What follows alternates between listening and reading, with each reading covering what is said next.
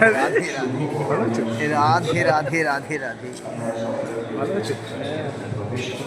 রাধে রাধে নিরবতা রাধে বজায় রেখে আপনারা ধীরে ধীরে এগিয়ে যান। কি পরিচিত অল্টারের সামনে দয়া করে কেউ ভিড় করবেন না।